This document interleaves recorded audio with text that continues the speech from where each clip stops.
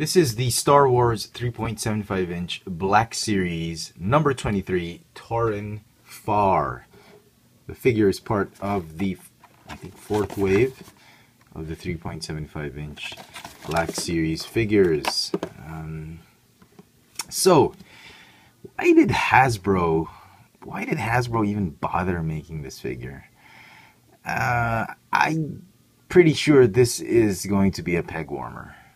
In most toy stores, because I don't know, unless you're such a big Hoth Battle scene Empire Strikes Back fan, that's probably the only reason you're gonna buy this figure.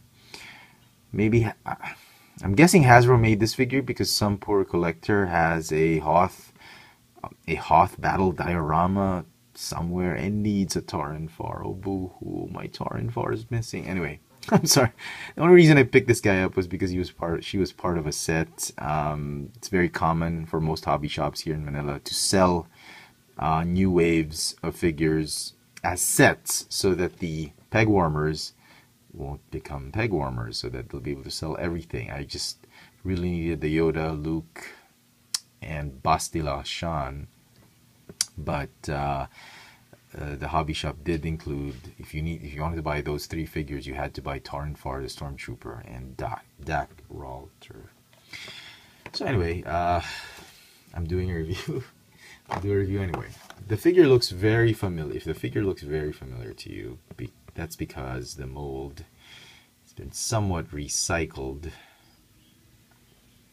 from the Empire Strikes Back Leia Hoth outfit. The jacket is, yes, albeit different, but the upper torso, lower torso, pelvis, legs, same legs, no ankle joints. I mean, come on, Hasbro. This is a vintage collection Black Series figure. Give us some articulation. I mean, sure, all she'll be doing is sitting down and shouting out commands to everybody, but she's gonna need those ankle rockers really to sit down. What am I saying? The arms are obviously different. The hands are a little bit similar.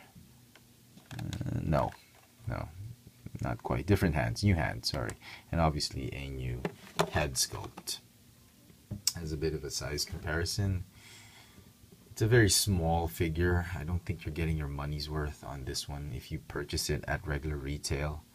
Much more so if you pick it up at a hobby shop with those ridiculous prices. I would suggest, if you absolutely need this figure, just wait for it to go on clearance, double clearance even. I'm sure it's still going to be there. So let's talk about the figure in greater detail. Paint apps, okay. If you have to watch out, if you must have perfect paint apps for this figure, this is the first one you want to look at. The jacket, make sure the colors on her badge are painted correctly. The head sculpt, make sure the color of her hair is not smudged. The lipstick is painted dead center on her lips, and that the eyes don't look too dorpy or anything like that. They don't look too shocked. This was the best one I could find. Her accessories is a vest, the Rebel Blaster, and the Beats by Dre headphones. I'm kidding. This is probably the only good thing going for this figure. This is the first time I've seen these kinds of headphones. They do look like the Beats by Dre headphones, and they look really cool. It's probably my favorite part about this figure. Articulation's got a ball jointed neck, a waist swivel. Thank goodness, Hasbro. Despite removing the ankle joints, they did keep the waist swivel, so thank you.